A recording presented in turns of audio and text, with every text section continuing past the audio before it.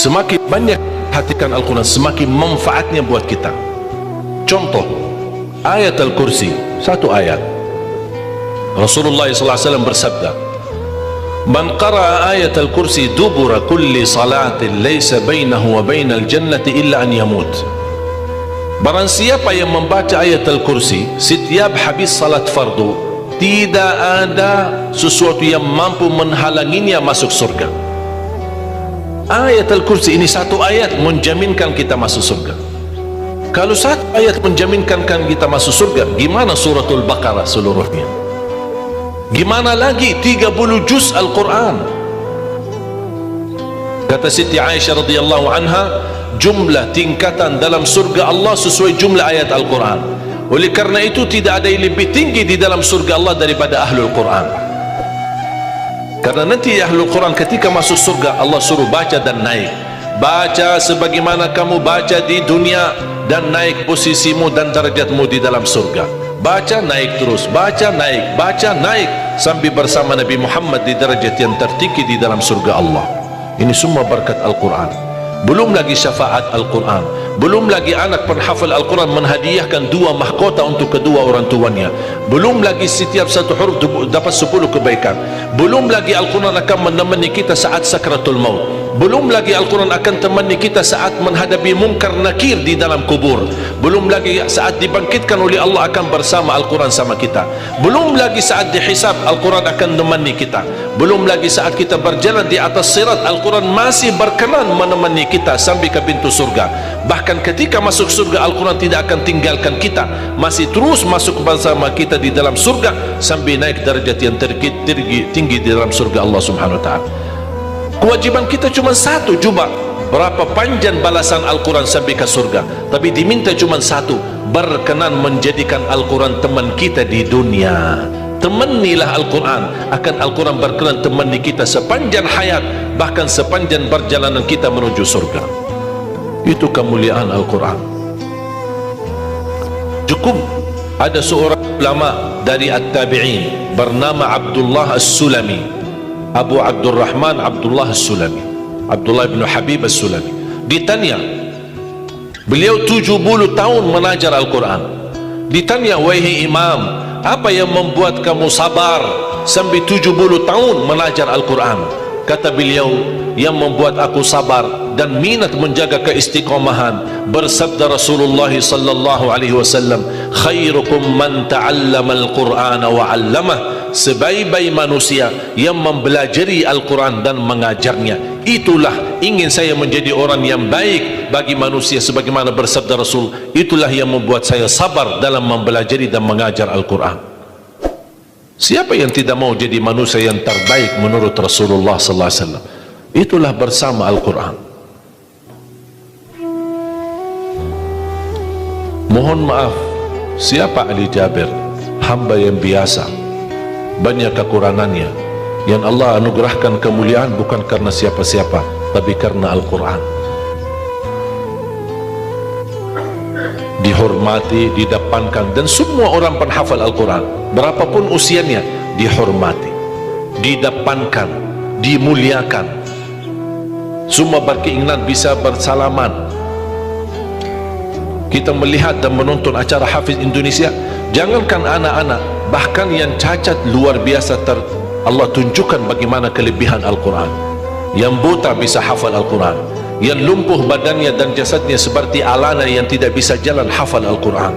Naja yang luar biasa dahsyat, otaknya terganggu tapi bisa hafal Al-Quran. Dia tidak bisa baca, kasih Al-Quran suruh baca, dia tidak bisa baca. Tapi ditanya tes hafalannya, hafal. Berapa ayatnya? Hafal. Nomor berapa? Hafal. Kanan kiri hafal, atas bawah hafal. Allah menunjukkan kepada kita, Allah tidak akan melepaskan Al-Quran menjadi jaminan ditolong. Inna nahnu nazzalna dzikra wa inna lahu lahafizun. Kami telah menurunkan Al-Quran dan kami akan menjaganya. Di antara terjaga Al-Quran secara fisik, terjaga Al-Quran secara tulisan, terjaga Al-Quran secara suara, dan terjaga ahlul Quran, para penghafal Al-Quran. Oleh kerana itu jamaah sekalian, selalu saya mendorong masyarakat, kalau kaum muslimin muslimat di Indonesia merasa dirinya gagal menjadi penghafal Al-Quran, jangan putus asa, tetap masih anda bisa menjadi ahlul Quran. Ayo kita lipatkan diri kita melalui yang jadi saham atau saksi baik bagi kita di hadapan Allah, melalui infak kita, sedekah kita, zakat kita, wakaf kita, apa saja, supaya kita datang di hadapan Allah. Ya Allah, mohon maaf, saya belum bisa hafal Al-Quran, tapi hartaku menjadi saksi untuk membantu dan menolong Al-Quran dan binaan Al-Quran. Insya Allah termasuk ahlul Quran dan mendapatkan syafaatnya Al-Quran di hari kiamat, dan amalan itu menjadi sedekah jariyah yang menalirkan pahalanya sampai hari kiamat. Semua harus bisa berjuang. Tidak boleh ada orang berkata saya tidak bisa hafal. Insya Allah anakmu bisa hafal. Kalau anakmu belum bisa hafal, insya Allah cucumu bisa hafal. Kalau itu pun tidak berhasil, insya Allah saham walaupun sedikit seikhlasnya bisa menjadi saksi baik. Infaknya, sedekahnya, ikhlasnya, zakatnya, wakafnya, semua bisa menjadi saksi baik. Karena kita mendapatkan sebuah kemuliaan Al-Quran. Al-Quran kitab suci yang tidak ada keraguan di dalamnya. Sayang sekali kita bisa kehabisan berhari-hari tidak baca Al-Quran. Saya harap insya Allah mulai hari ini kita komitmen untuk khatam Al-Quran. Siap? Masih menunggu cara mudah untuk khatam? Saya kasih cara mudah. Ini kan Quran seperti Quran Madinah, ya, modelnya seperti ini halamannya. Sekarang sudah banyak di Indonesia seperti Quran Syamil atau Quran ini sudah mulai seperti ini, Quran Madinah, ya.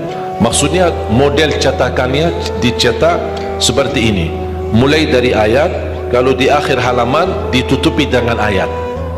Dulu Quran lama, setiap halaman kita buka kadang-kadang ada separuh ayat di halaman kanan, sisanya di halaman kiri.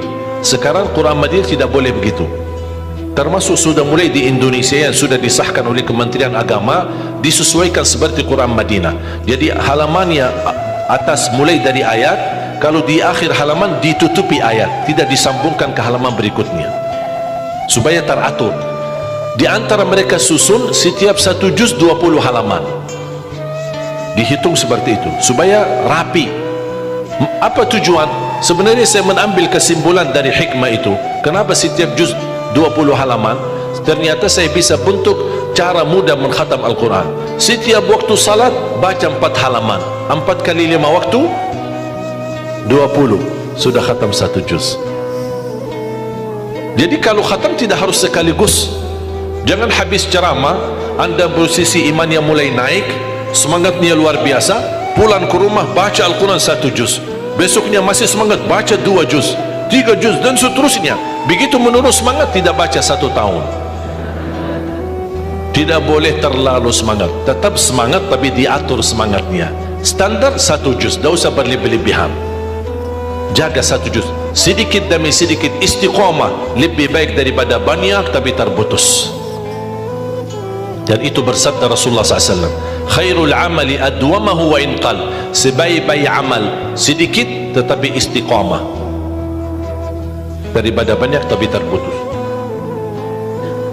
Makanya setiap waktu salat baca 4 halaman, 4 kali 5 sudah 20. Kira-kira cocok?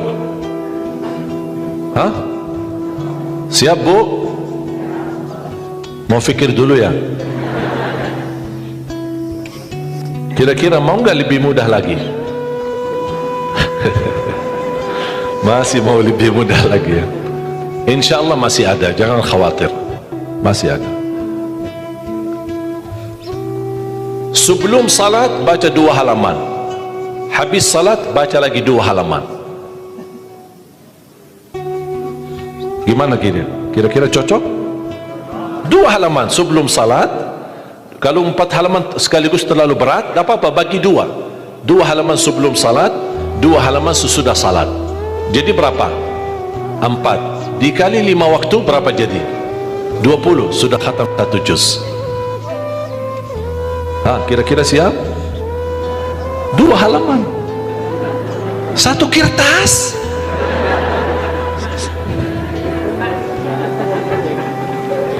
satu lembar ya,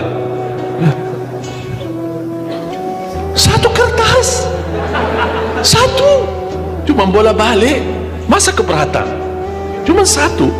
Begitu sebelum salat baca satu kertas, satu lembar, habis salat baca lagi satu lembar. Mohon maaf, lagi semangat, mau nambah jangan tambah, itu aja dijaga sampai selesai. Kalau ini bisa dijaga, insya-Allah husnul khatimah, istiqamah dibaca. Siap? Fikir-fikir dulu atau gimana?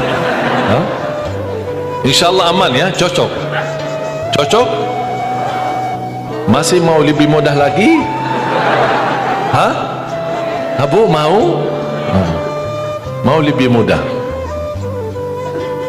Ini cara yang tadi yang saya sampaikan, setiap salat, sebelum salat 2 halaman, habis salat 2 halaman, dan seterusnya sampai khatam 1 juz. Itu cara yang termudah untuk orang yang paling malas. Kalau itu tidak bisa, saya angkat tangan, inna lillahi wa inna ilaihi raji'un. Sudah ada lagi, sudah habis. Malu kita sama Allah jamaah sekalian. Wallahi waktu kita banyak. Ketika saya berhasil khatam 10 jam, bisa khatam 30 juz, Allah kasih 24 jam. Masa kita tidak bisa 1 juz? Saya tidak minta 30 juz dalam 10 jam, saya minta 1 juz dalam 24 jam. Jadi kalau ketika anda baca, jangan suka lihat halaman belakang.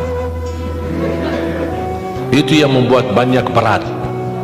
Misal baca Al-Baqarah, sambil dia baca A'udzubillahi minasyaitonirrajim, Bismillahirrahmanirrahim, Alif Lam Mim, Dzalikal kitabu la raiba fihi, hudan lil muttaqin, alladzina yu'minun.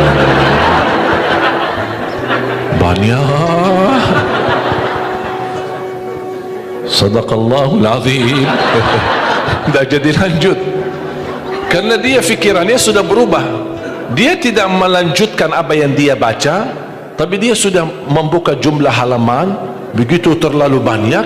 Aduh ya Allah, bukan saya tidak mau, masalah tidak ada waktu. Padahal kalau dia lanjut, ada kesibukan, tidak apa-apa, berhenti. Berhasil 2 halaman, berhenti. Ada urusan, aktivitas, ada tamu di rumah, tidak apa-apa, layani sebentar, habis pulang, lanjut lagi. Walaupun 1 halaman, walaupun separuh halaman, tidak apa-apa. Tunjukkan yang terbaik, walaupun itulah kemampuanmu. Tunjukkan, ya Allah mohon maaf, kemampuan saya cuma separuh halaman, tidak apa-apa. Allah senang apapun yang kita kasih, Allah senang asal istiqamah. Allah suka. Allah tidak minta yang banyak, Allah minta yang terbaik.